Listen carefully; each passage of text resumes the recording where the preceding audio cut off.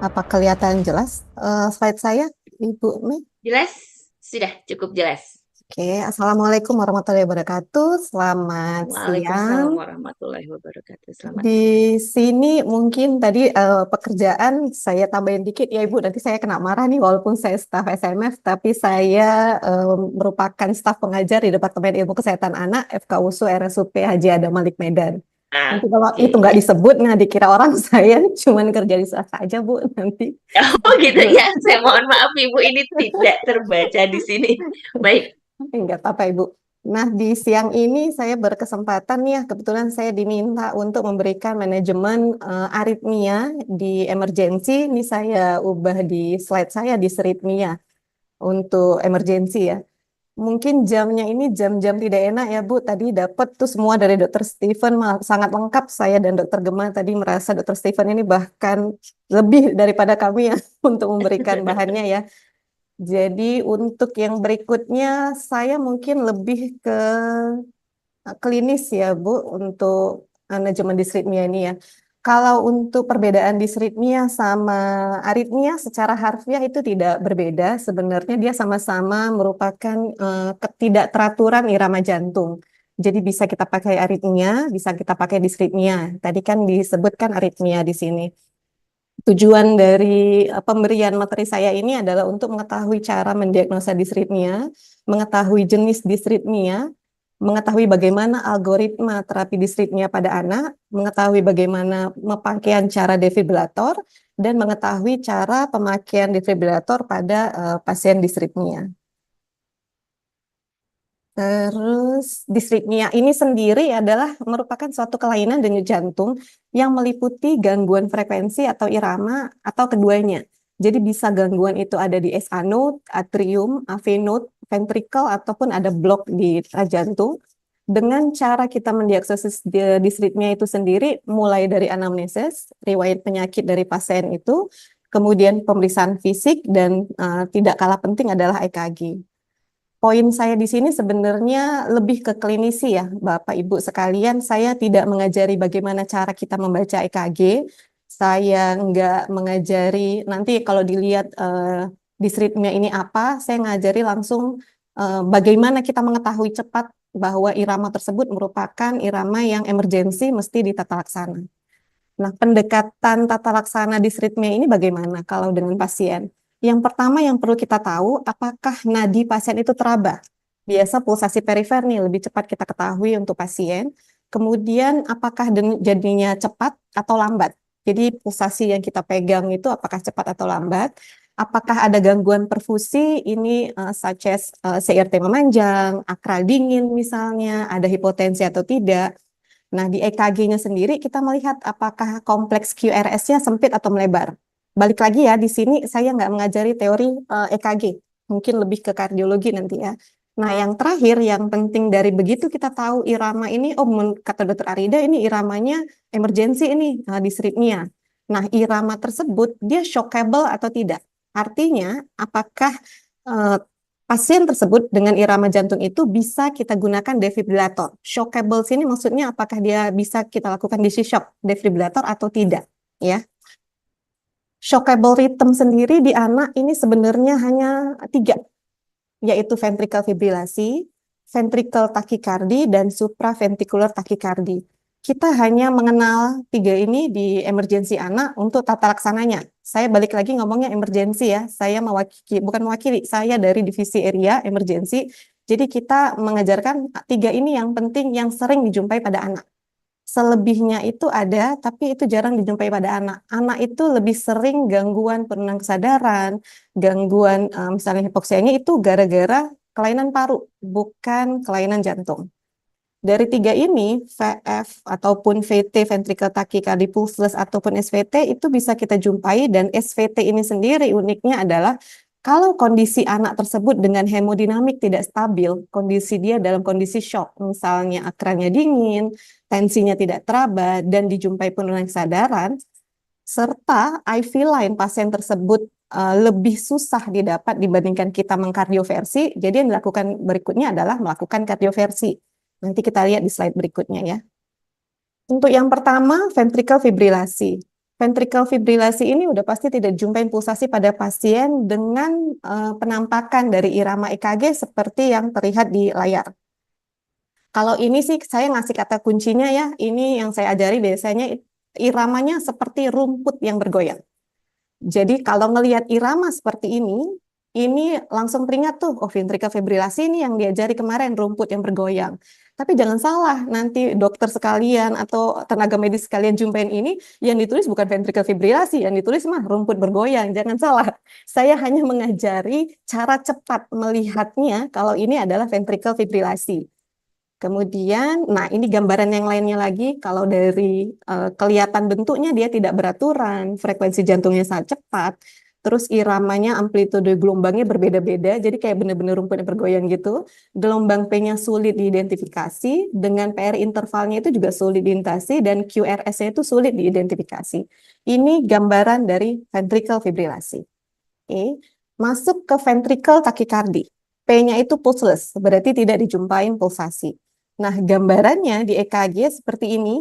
Kalau cara cepatnya, saya ajarin ini seperti kaki panjang.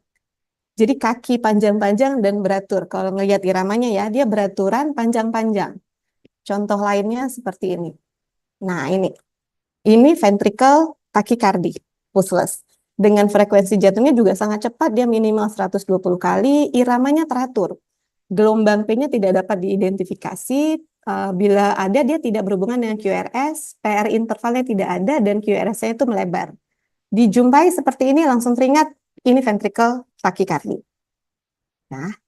Nah, ini simple sepertinya ya Bu Mei yang saya ajari, cuman lebih ke tata laksana serta pengenalan dari irama jantung.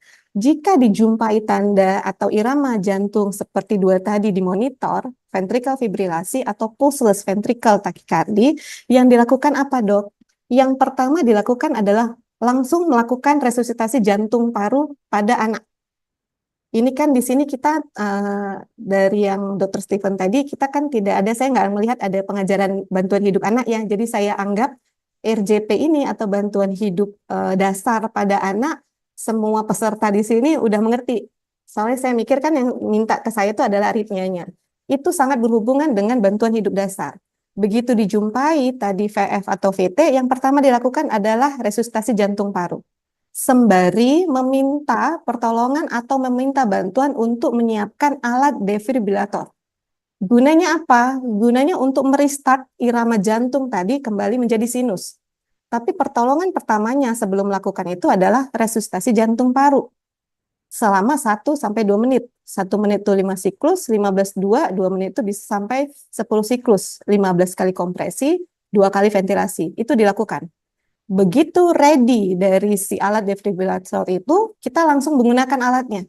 Dengan energi yang digunakan adalah 4 Joule per kilogram berat badan. Oke, nanti saya terangkan lagi alatnya ya. Ini hanya skemanya dulu bagaimana tata laksananya pada anak. Nah, di sini tanda bawah ini adalah amankan ventilasi, oksigenasi, akses vaskular, obat, dan intubasi. Artinya, di saat melakukan ini, jika suasana yang dilakukannya tempat pelaksananya adalah vaskes, di vaskes tersebut berarti kan lengkap nih timnya.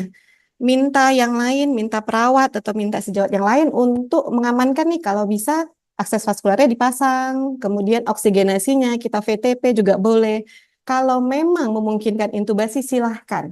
Kalau enggak, silahkan di ventilasi tekanan positif. Jadi yang penting sama kita oksigenasinya. Begitu teman menyiapkan alat defibnya, kemudian di-setting, dibuat joule-nya, terus di-charge, I'm clear, you clear, everybody clear, langsung shock, langsung lihat irama lagi. Kalau iramanya masih sama, VF atau VT, lanjutkan RJP yang 2 menit ini. Jadi ini shock, kita melakukan RJP, sembari menyiapkan lagi defibnya. Begitu selesai dari 5 siklus tadi, irama masih sama, shock. Kemudian RJP lagi kalau irama masih sama. Siapkan lagi defibnya, begitu selesai 5 siklus, shock lagi. Jadi tanda yang petir ini adalah shock, yang 2 menit ini adalah RJP atau bantuan hidup dasar. Kita memberikan obat setelah melakukan 3 kali DC shock kepada pasien. 1, 2, 3 diantara dengan RJP, baru masuk obat-obatan adrenalin 0,01 mg per kilo, diikuti dengan amiodaron 5 mg per kilogram berat badan. Usahakan akses perifer itu dekat dengan jantung. Jadi sebisa mungkin di tangan, jangan di kaki. Karena obat ini, amiodaron ini kerja cepat, efeknya cepat. Begitu kita kasih, dia langsung kerja cepat. Nah, pemberiannya di sini secara skematis. Kenapa ya dok ini panjang sampai sini, Rosce, apa mesti melakukan semua tata laksana ini? Enggak. Ini kan tata laksana yang dilakukan secara sinkron. Shock, RJP, di mana menit keberapa atau waktu keberapa kita memberikan obat, kemudian kita RJP lagi, shock lagi, terus melakukan pemberian obat, hanya gampang gimana cara kita melihat dan kapan kita memasukkan obatnya. Kalau misalnya Rosce-nya di urutan yang ketiga ini juga bisa, atau bahkan dok ternyata 2 kali devip iramanya sinus, kita hentikan, tidak perlu masukin obat, baru kita evaluasi. Jadi bukan harus skema ini diikuti semua gitu ya. Nah, supraventrikular takikardi, iramanya cepat, nempel rapat-rapat, frekuensi jantungnya itu bisa 240 kali per menit, iramanya teratur kecuali ada V-block, gelombang P-nya tuh sulit diidentifikasi, terutama bila denyut ventrikel cepat dan menumpuk dengan gelombang T. PR intervalnya normal, QRS-nya itu normal lebih kecil dari 0,08 detik. Ini dia gambaran lainnya. Supraventrikular takikardia atau SVT ini sering juga dijumpain pada anak. Dengan kondisi anak masih sadar, tapi heart rate-nya 220, heart rate-nya 240, itu bisa kita jumpai. Ya. Nah, tata laksana untuk SVT ini sendiri bagaimana? Kalau SVT ini, yang perlu kita ketahui, kalau dari kami di bagian divisi area ya, SVT itu kita lihat dulu. Apakah shock present? Ada nggak tanda-tanda dijumpai gangguan hemodinamik? Artinya, pasiennya itu stabil atau tidak stabil. Pulsasinya kuat atau tidak, CRT-nya memanjang atau tidak, akralnya dingin atau tidak, itu dilihat dulu. Kalau kondisi pasiennya itu stabil, tensinya oke, pulsasinya oke, maksudnya pulsasinya kuat, akralnya tidak dingin, yang dilakukan apa? Pemberian adenosin, pemberian obat-obatan. Dan adenosin ini juga harus diberikan di akses perifer yang dekat dengan jantung. Oke, bila pasiennya mengalami gangguan hemodinamik, berikutnya apa yang harus kita cari? Lihat, apakah akses vaskular pasien tersebut itu ada atau memadai atau tidak. Kalau aksesnya tidak terpasang, berarti kardioversi lebih cepat dibandingkan memasang IV line, yang kita lakukan kardioversi. Kalau IV line-nya ready, yang dilakukan apa? Adenosin. Sampai sini kan bisa dapat gambaran ya. Jadi SVT bukan berarti mutlak kita harus kardioversi, enggak. Aksesnya dapat nih dok, IV line-nya ada. Apa yang dilakukan dok? Silahkan pemberian adenosin. Tapi pasien kita SVT, aksesnya misalnya bengkak, dia belum terpasang infusnya macet, yang dilakukan apa? Kardioversi. Nah, kardioversi ini sama kayak devib, cuman hati-hati di alat defibrilator yang harus dilakukan adalah mengklik atau memencet synchronize di alat kardioversinya atau alat devibnya. Jadi semua mesin dari defibrilator itu adalah asinkron. Sinkron sama asinkron bedanya di mana, dok? Electrical yang diberikan. Jadi kayak aliran listrik yang diberikan dia bedanya di mesin di alat. Kalau untuk kardioversi untuk SVT dia sinkron. Kalau untuk yang VF atau VT dia asinkron. Jadi untuk khusus SVT ini kita mesti klik tuh karena semua alat devib itu adalah asynchronized. Dengan energinya 1 joule per kilogram berat badan di awal dinaikin bisa 2 joule sampai maksimal 4 joule. Jadi evaluasi nih tiap 1 joule kita lihat iramanya udah sinus atau enggak, terus naikin lagi 2 joule iramanya sinus atau enggak sampai 4 joule. Tidak membutuhkan BHD atau RJP pada pasien. Kenapa? SVT ini teraba pulsasinya, bukan pulseless. Jadi kita tidak melakukan kompresi pada pasien SVT. Yang kita lakukan pemberian obat adenosin atau melakukan kardioversi.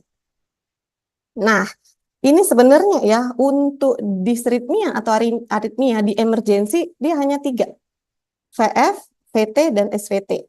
Saya masukin bagian non-shockable rhythm. Non-shockable rhythm ini apa? Asystole, pulseless electrical activity, dan bradycardy. Yang paling sering juga nih dijumpai yang agak miss kita dengan bradikardi adalah pulseless electrical activity atau PEA. PEA ini ditandai dengan terbacanya aktivitas elektrik di monitor pasien, tapi waktu kita raba pulsasinya nggak ada. Jadi begitu kita pegang pasien, pulsasinya kok nggak teraba ya. Begitu kita lihat monitor, gambarannya ada. Nah, itu hati-hati dengan PEA. Yang kelihatan adalah frekuensi jantungnya itu lambat, bisa cepat, kemudian iramanya bisa teratur atau tidak, dengan gelombang P bisa terlihat normal, PR intervalnya tidak ada, QRS sempit atau lebar. Tapi karakteristiknya adalah monitor kelihatan iramanya, tapi tidak dijumpai adanya denyut nadi. Itu namanya PA. Yang dilakukan apa dok kalau pasiennya PA? Nanti kita lihat ya. Yang kedua, bradikardi. Rate bradikardi di bawah 60 kali per menit dengan gelombang QRS 0,04 sampai 0,08 detik dari kotak EKG ya.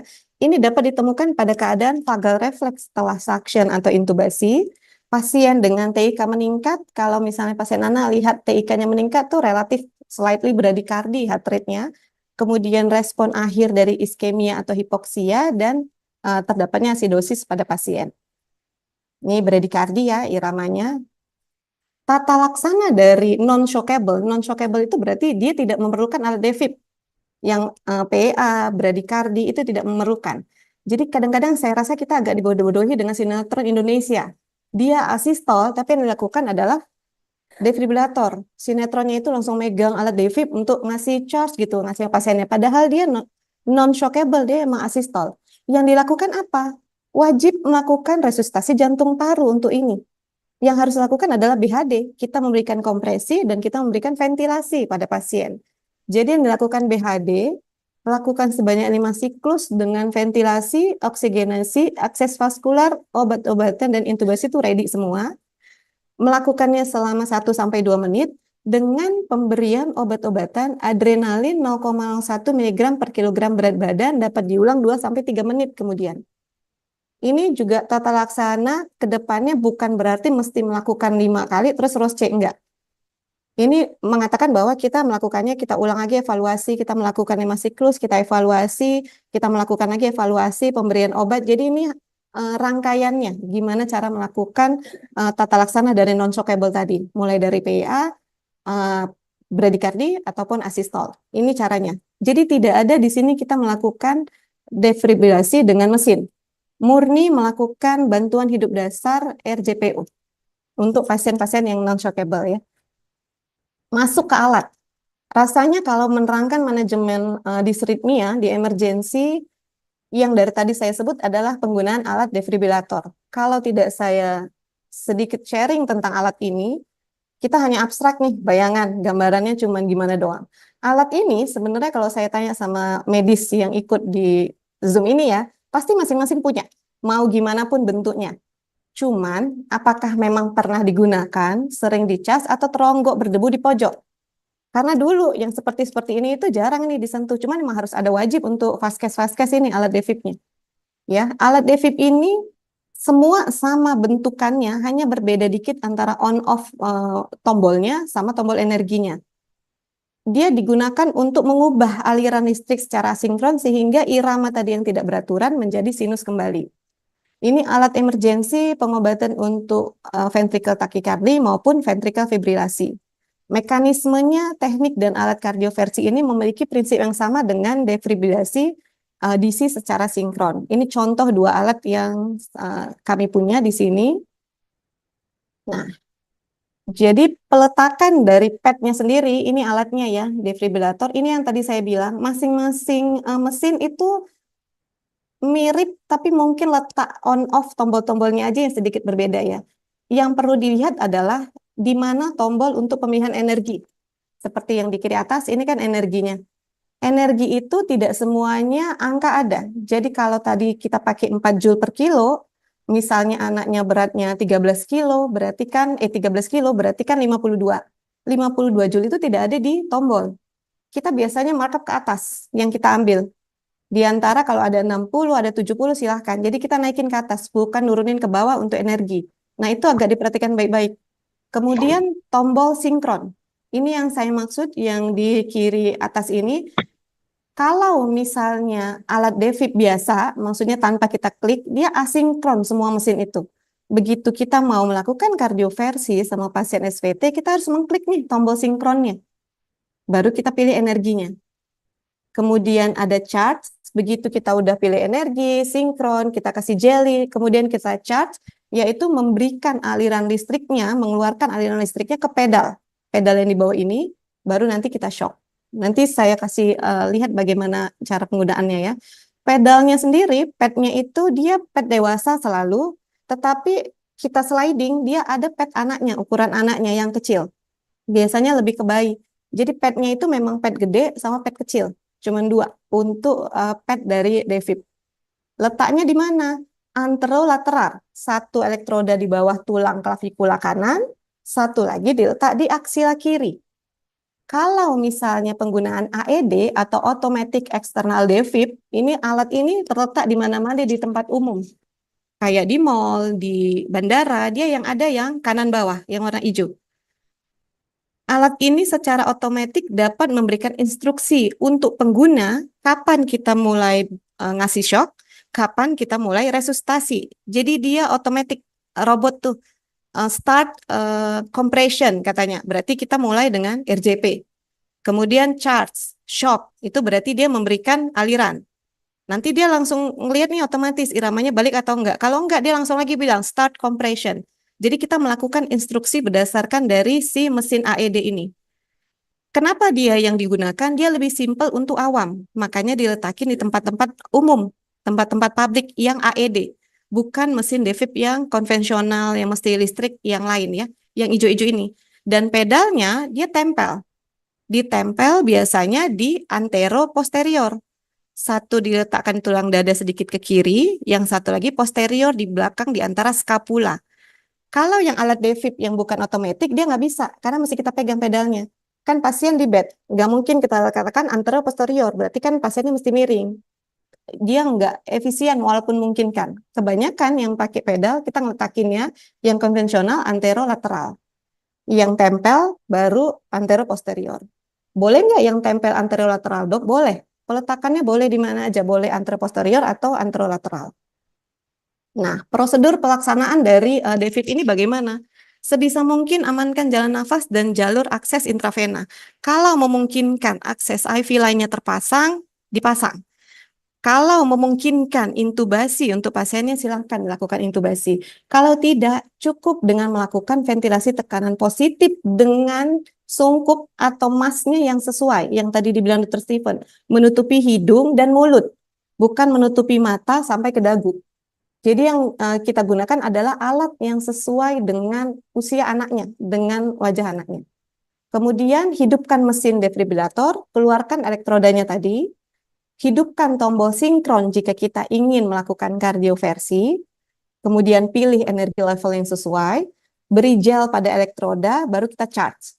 Setelah itu, pastikan semua area clear di tempat tidur pasien. Biasanya itu begitu di charge, kasih gel, charge kita sebelum ngasih ke pasiennya, kita lihat. I'm clear, you clear. I'm clear tuh mengatakan kita oke nih udah ready. I'm clear, you clear. Biasanya yang kedua itu kita untuk memberitahu sih yang memberikan ventilasi. Kalau lagi VTP kita memberitahu dia bahwa kita bakal nge-shock nih. Hati-hati nanti begitu saya mulai harus menjauh dari pasien. I'm clear, you clear, everybody clear. Everybody clear itu berarti kita ngelihat ke arah kaki pasien, ke belakang memintakan kalau tadi ada yang mau masang, ada yang mau ngambil darah, ada yang mau nyucuk intervena, itu juga untuk bergeser, menjauhi dari tempat tidur pasien. Kenapa? Begitu kita shock atau kita discharge ini energinya listriknya ke pasien, yang masih bersentuhan dengan bed pasien pun bisa terkena dari aliran listriknya. Yang tadi VF bisa jadi sinus, yang tadi sinus bisa jadi VF. Jadi kita harus memastikan dulu tuh yang lain clear. I'm clear, you clear, everybody clear, baru irama sama shock. Tunggu bentar, baru balikin lagi. Irama PF. Lanjutkan dengan kompresi sambil mempersiapkan energi yang kedua untuk pelaksanaan yang kedua. Jadi langsung kita kompresi lagi, ya. Ini kalau bisa kelihatan ada contoh sedikit video bagaimana mengerjakannya. Ini punya khusus kami ya di Medan.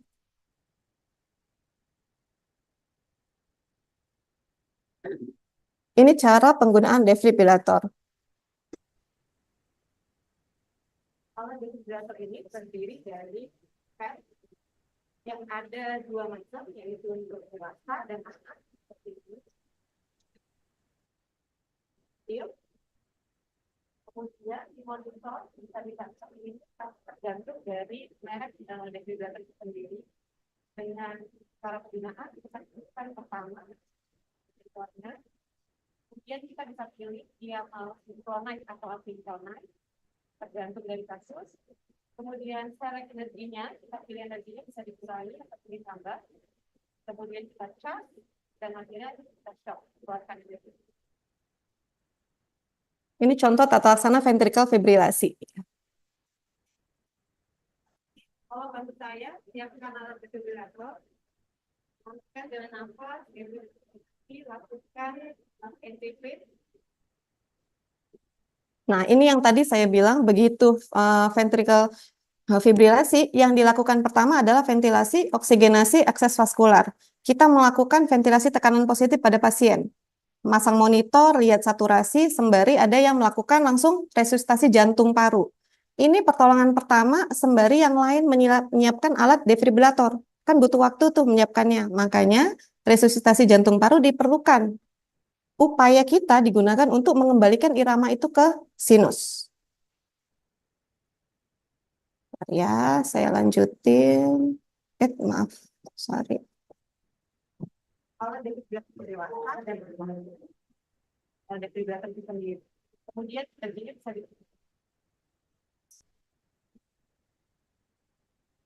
jumpai pasien dengan ventricle fibrilasi. Kalau bantu saya, siapkan alat defibrillator.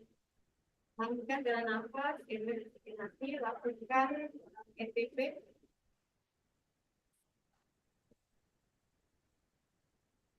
Yang dilakukan tetap 15-2 ya, 15 kompresi, 2 ventilasi.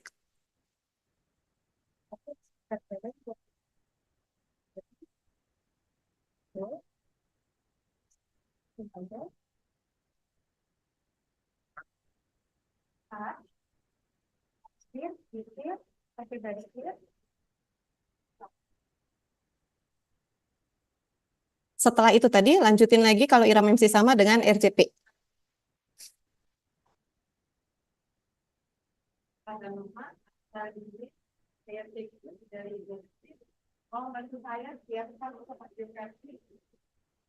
Yang kita lakukan adalah kardioversi dengan synchronize ya.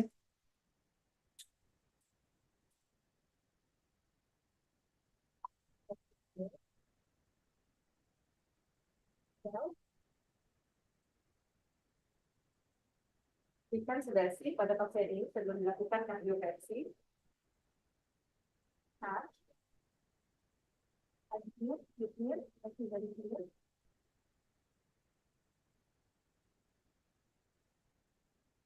Yang tadi sebenarnya videonya itu kenapa pada pasien dengan SVT kita memberikan sedasi? Karena pasien SVT tadi yang seperti yang pertama saya bilang, pasiennya sadar. Kalau pasiennya sadar, itu duham kita kalau melakukan kardioversi sama pasien yang sadar, pasti kesakitan. Makanya kita tidurkan dahulu. Dok, IV lainnya tidak terpasang, tidak ada. Pemberiannya kan bisa intravena, bisa misalnya NGT atau OGT dengan klorohidrat, itu boleh. Yang penting pasiennya pada saat dilakukan kardioversi harus disedasikan. Nah, dari semua kejadian disritmia, mulai dari VF, VT, SVT, ataupun tadi bradikardi, PEA, yang paling penting adalah mencari faktor penyebab kemungkinan terjadinya disritmia. Kenapa? Disritmia itu tidak terjadi dengan sendirinya. Biasanya itu ada yang menyebabkan terjadinya disritmia. Semisal SVT yang terjadi pada anak bisa karena hipovolum, bisa karena hiperpireksia atau elektrolit imbalance, itu bisa. Kalau kita mengatasi emergensinya, kita mengembalikan irama yang dari disritmia, dari yang tadi aritmia menjadi iramanya sinus kembali, mulai dari VF, VT, tapi faktor penyebabnya tidak kita cari. Begitu tadi irama sinus, habis itu oh ya udah pasang infus, balikin lagi obat segala macam, tapi ini kita tidak cari, kemungkinan besar disritmianya bakal berulang. Nah, kalau sudah berulang berkali-kali, itu prognosisnya lebih jelek.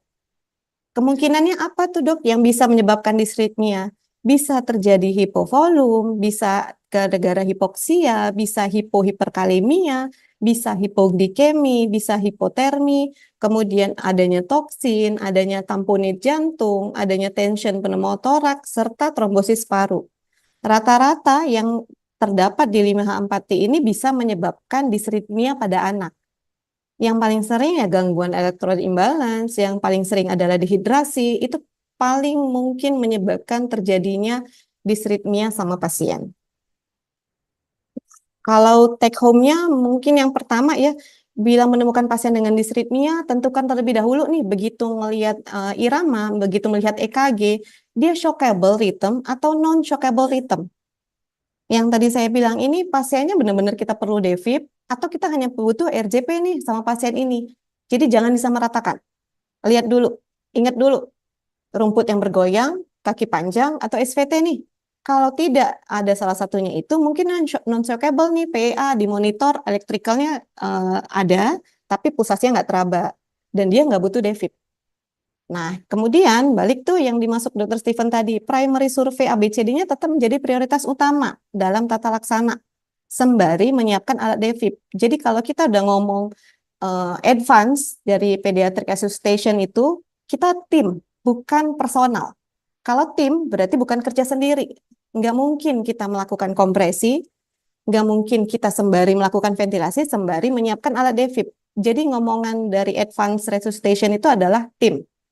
Serta jangan lupa nyari 5H4T tadi untuk mencegah terjadinya berulang untuk disritmia.